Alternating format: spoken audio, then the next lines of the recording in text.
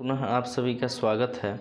और आज हम लोग वार्षिक परीक्षा 2024 कक्षा 8 विषय गणित का जो पेपर है इसको सॉल्व करेंगे।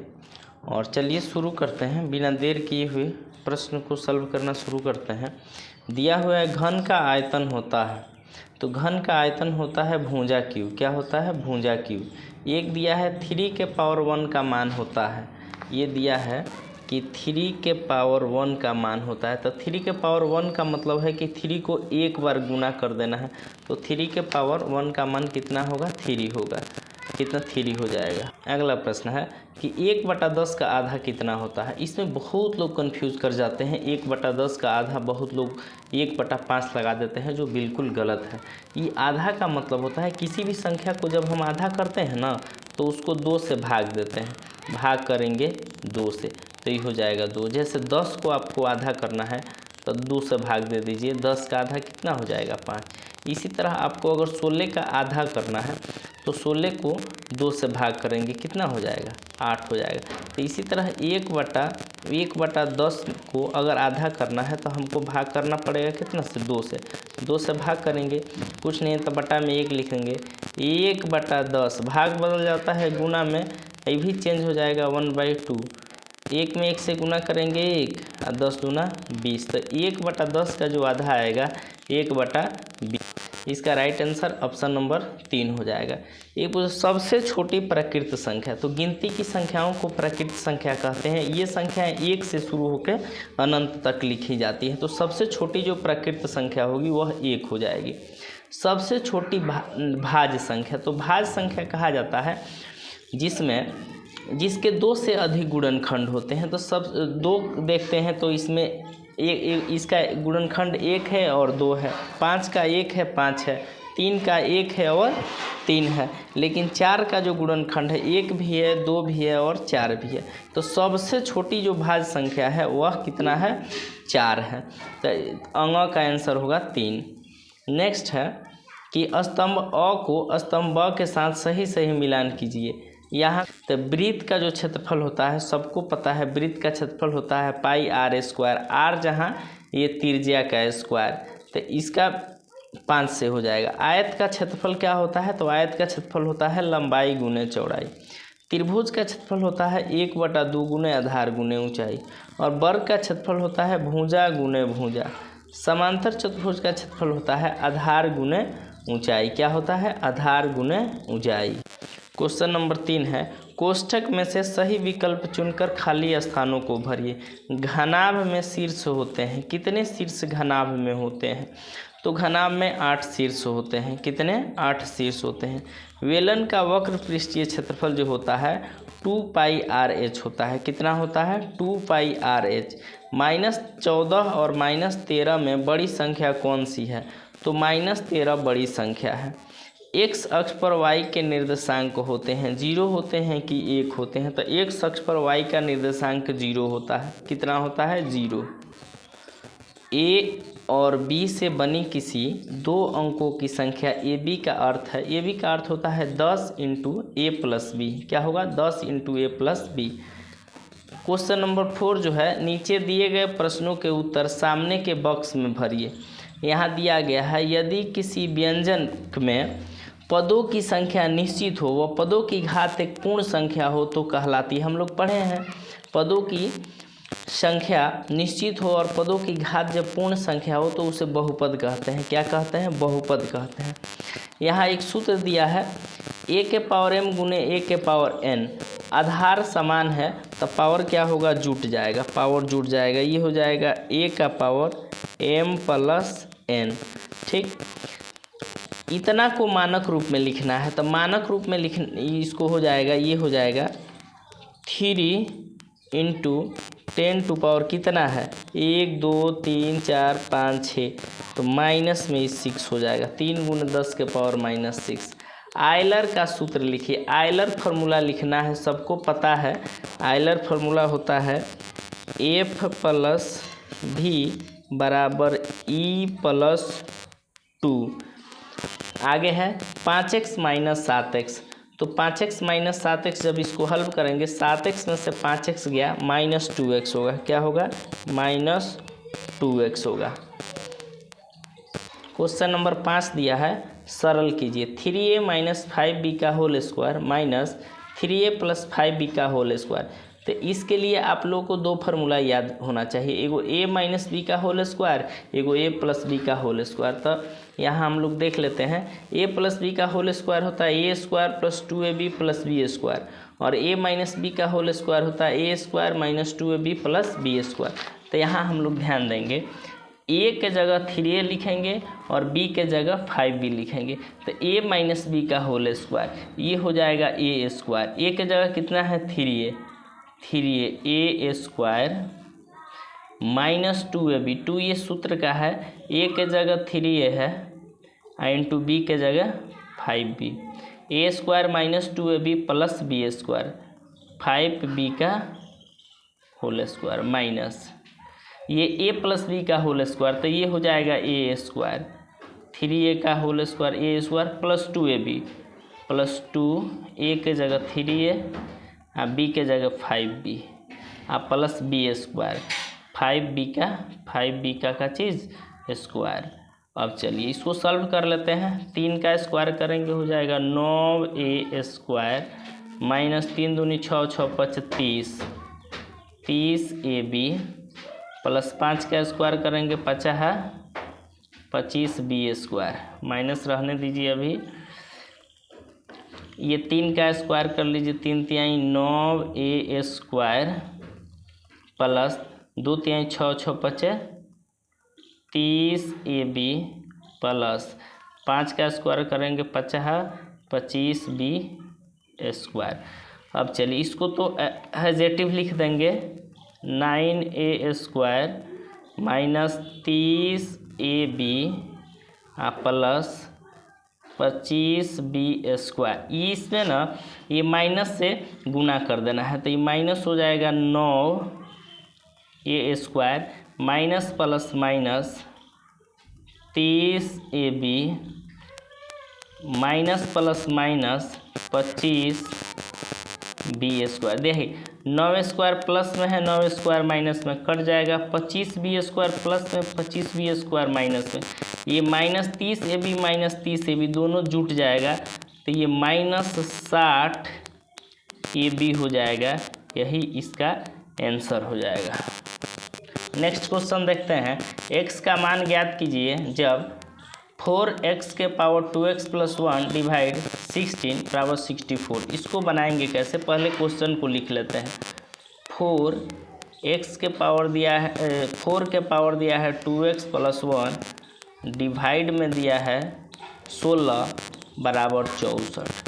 यहाँ 4 के पावर कुछ दिया हुआ है, तो इसको भी हम 4 के पावर के रूप में कुछ लिख देते हैं। तो इसको लिखेंगे 4, ये हो जाएगा 2x प्लस 1 डिवाइड है 16 को हम ऐसे नहीं लिख सकते हैं 4 गुने 4, तो इसको हम 4 के पावर 2 लिख सकते हैं। इसको हम 4 के पावर 3 लिख सकते हैं। 4 3 बार गुना करेंगे, 4 गुने 4 गुने 4, 4 चौको 16, 16 चौका 64 हो जाएगा। अब चलिए हम लोग पढ़े हैं कि अगर आधार समान है या भाग में रहे तो पावर को घटा देंगे, एक आधार लिखेंगे और पावर को घटा देंगे, ये हो जाएगा 2x प्लस 1 माइनस ये 2 बराबर 4 के पावर 3। देखिए आधार समान है तो पावर भी क्या होगा, समान ही होगा। तो इसको लिखेंगे 2x, ये घटा देंगे, 2 में से 1 गया माइनस 1 बराबर ये 3, चूँकि ये कट कैंसिल आउट हो जाएगा। अब चलिए 2x बराबर 3 बराबर के इधर माइनस में उस साइड जाएगा तो प्लस हो जाएगा। 2x बराबर कितना हो जाएगा, 3 1 4, x का मान निकाल लेना है, x बराबर 4, ये गुना में है इधर आएगा भागा में 2, तो x बराबर फाइनल जो आंसर आ गया वह 2 आ गया। x का मान कितना आया, 2। क्वेश्चन नंबर 7 है कि एक छात्रावास में 200 छात्रों के लिए 24 दिन की खाद्य सामग्री है, यदि छात्रावास में 100 छात्र और शामिल हो जाएं तो खाद्य सामग्री कितने दिनों में समाप्त हो जाएगी। देखिए ये जो क्वेश्चन है व्युत्क्रमानुपाती विचरण वाला सवाल है। तो इस व्युत्क्रमानुपाती विचरण में एक बढ़ता है, एक राशि बढ़ती है तो दूसरी राशि घटती है। तो 200 छात्र हैं तो 24 दिनों तक ये खाद्य सामग्री चल रही है। 100 छात्र और आ जाएंगे तो टोटल छात्र हो जाएंगे 300। तो 300 जब छात्र होंगे तो ये खाद्य सामग्री 24 दिनों तक नहीं चलेगी और पहले ही ख़त्म हो जाएगी। तो इसको बनाने का तरीका होता है, बॉक्स विधि से बनाते हैं। छात्रों की संख्या, पहले छात्रों की संख्या 200 है, तो 200 यदि छात्र हैं तो ये खाद्य सामग्री चल रही है 24 दिन। कह रहा है यदि छात्रावास में 100 छात्र और शामिल हो जाए, तो पहले 200 थे, अब 100 और शामिल हो जाएंगे तो छात्र हो जाएंगे कितने, 300। तो ये कितने दिनों तक सामग्री समाप्त हो जाएगी। अब कितने दिनों तक समाप्त होगी पता नहीं है, तो इसको हम मान लेते हैं x। यहाँ व्युत्क्रमानुपाती विचरण से लिखेंगे, व्युत्क्रमानुपाती विचरण से ये दोनों का व्युत्क्रमानुपाती विचरण में ये दोनों का गुणनफल समान होता है। तो x1 के जगह 200 है, 200 गुने 24 बराबर हो जाएगा 300 गुने x। चलिए इसको अब करेंगे 200 गुने 24, 300 उधर गुना में है, इधर आएगा तो बटा में हो जाएगा, भाग में हो जाएगा। 2 को 0 से 2 को 0 कट गया और 3 8 है 24, इधर 100 हुआ तो 8 दूनी 2 8 16 हो जाएगा।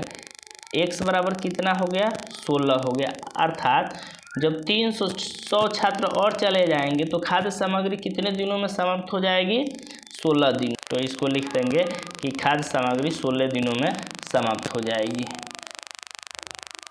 नेक्स्ट क्वेश्चन देखते हैं 8 नंबर। एक समलंब चतुर्भुज ABCD में AB CD के समांतर है। AB 30 centimetre, BC 15 centimetre, DC 44 centimetre और AD 13 सेंटीमीटर है। समलंब चतुर्भुज का क्षेत्रफल ज्ञात कीजिए। तो सबसे पहले तो इसका हम लोग एक चित्र बना लेते हैं, ये मान लीजिए कि ABCD ये क्या है, समलंब चतुर्भुज है। अब इसमें कह रहा है, क्या कह रहा है कि ABCD के समांतर है, AB और CD समांतर है, ठीक है। AB 30 है, A से लेके B तक कितना है, ये 30 सेंटीमीटर है, ठीक। उसके बाद BC 15 है, BC जो है ये वाला BC 15 है, ठीक है, BC 15 है। D से C तक 44 है, D से लेके C तक टोटल 44 है, D से C तक। AD 13 है, AD ये वाला कितना है, 13 है। समलंब चतुर्भुज का क्षेत्रफल ज्ञात कीजिए। तो समलंब चतुर्भुज का क्षेत्रफल का फॉर्मूला होता है 1/2 गुने समांतर भुजाओं का योग गुने ऊंचाई। इसमें देखिए ऊंचाई दिया है कि नहीं दिया है, तो इसमें ऊंचाई नहीं दिया हुआ है। तो समलंब का क्षेत्रफल जब तक ऊंचाई नहीं रहेगा उसका क्षेत्रफल निकलेगा नहीं। तो सबसे पहले हम लोग ये ऊंचाई ज्ञात करते हैं। तो ऊंचाई ज्ञात करने के लिए इसी के समांतर AD के समांतर एक AE की हम लोग रचना कर लेते हैं और इसकी लंबाई भी कितना है, 13 है। अब देखिए यहाँ से यहाँ तक कितना है, 44 है, यहाँ से यहाँ तक 30 है, तो यहाँ से यहाँ तक भी कितना होगा, 30 होगा। तो 44 में से 30 घटा लेंगे तो ये हो जाएगा 14। अब त्रिभुज BEC का हम लोग क्या निकालेंगे, क्षेत्रफल निकालेंगे। क्षेत्रफल से हम लोग इसके क्षेत्रफल से निकाल लेंगे क्या चीज़, ऊंचाई। तो लिखेंगे, यहीं लिख देते हैं, त्रिभुज BEC में S बराबर, S माने अर्ध परिमाप होता है 13 + 14 + 15/2। ये हीरो के सूत्र से इसका क्षेत्रफल हम लोग निकालेंगे। तो ये सब जोड़ेंगे तो 5 4 9 3 12 के 2 हर्षिने 1 2 3 1 4 बटा हो जाएगा 2, ये कट गया तो ये हो जाएगा 21। S बराबर हो गया 21। अब हीरोन सूत्र से अब क्या करेंगे, हीरोन सूत्र से हम लोग त्रिभुज BEC का क्षेत्रफल, इसका क्षेत्रफल BEC का क्षेत्रफल निकालेंगे। तो हीरोन सूत्र में सबसे पहले अर्ध परिमाण बेस निकाला जाता है A + B + C/2। तो A को हम 13 माने हैं, B को 14 माने हैं, C को 15। तो A + B + C/2 सबको जोड़ेंगे 42, 42/2 21 हो जाएगा। अब हीरोन सूत्र होता है A√S × S - A × S - B × S - S का मान 21 निकाले हैं, वो लिख दिए। फिर S का मान 21, A का मान है 13, S का मान 21 और B का मान है 14, S का मान 21 और C का मान है 15। 21 का 21 लिख दिए, 21 में से 13 गया 8, 21 में से 14 गया 7, 21 में से 15 गया 6।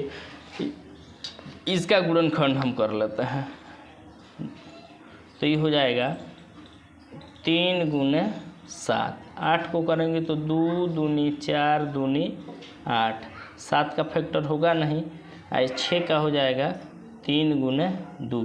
तो देखिए 3 एगो एगो दूगो पेयर बन गया, तो इसको बाहर निकाल लेंगे। 7 का भी पेयर बन गया, इसको बाहर निकाल लेंगे। 2 का पेयर बन गया, बाहर निकाल लेंगे। फिर इस और इसका भी पेयर लग गया, बाहर निकाल लेंगे।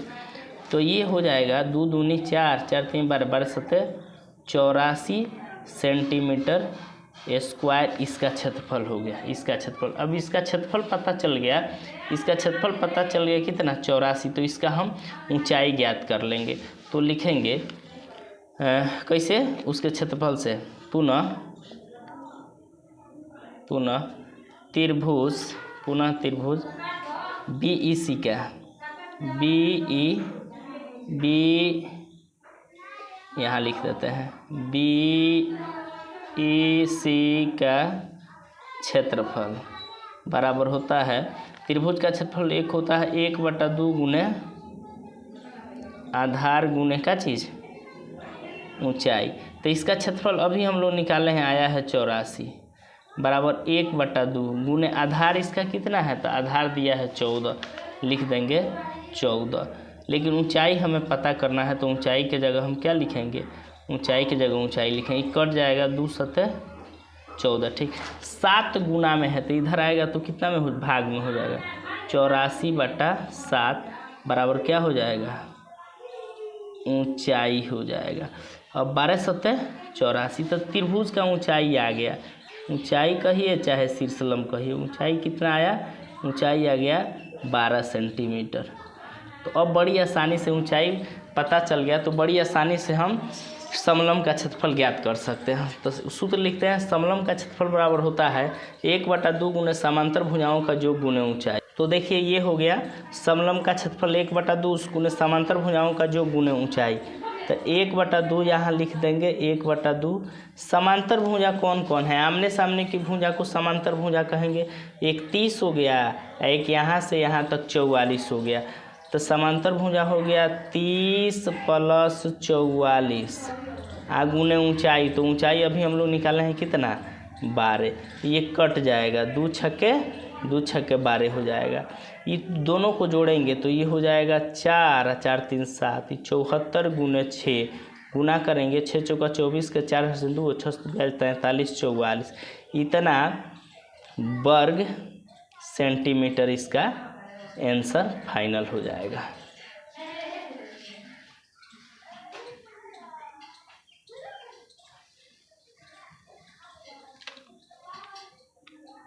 एक अंतिम सवाल है, y² - 15y + 56 का गुणनखंड करना है। तो गुणनखंड का पहला स्टेप होता है कि x² का जो भी गुणांक होता है, यहाँ तो गुणांक कुछ नहीं है तो 1 है, ये इसका और लास्ट वाला दोनों में गुना करना है। तो यहाँ कुछ नहीं है तो 1 है, 1 में 56 से गुना करेंगे 56, और 56 को अब इस तरह से तोड़ना है कि जोड़ने घटाने पर 15 आए और गुना करने पर 56 आए। तो आप लोग जब 8 में 7 से हम गुना करेंगे तो 8 × 7 = 56 हो जाएगा, और 8 7 जोड़ेंगे तो 8 7 कितना हो जाएगा 15। लेकिन यहाँ माइनस साइन है तो यहाँ भी माइनस लगाएंगे, यहाँ भी माइनस लगाएंगे। तो इसको हम लिखेंगे y² - 8y - 7y प्लस कितना, +56। फिर दोनों में y है तो y को क्या करेंगे, कॉमन ले लेंगे। तो यहाँ सिंगल y बचेगा, -8y के जगह से हम y कॉमन ले लिए हैं, केवल बचेगा 8। दोनों में -1 है और एक 7 कॉमन लेंगे तो यहाँ बचेगा y माइनस प्लस हो जाएगा -7 का पहाड़ा कितना बार पढ़ेंगे कि 56 आएगा तो 7 8 56 8 बार पढ़ेंगे। दोनों इस पद में भी y -8 है, इस पद में भी y -8 है तो y -8 कॉमन ले लेंगे तो बचेगा, यहाँ बचेगा y और यहाँ बचेगा -7। ये आपका आंसर हो जाएगा।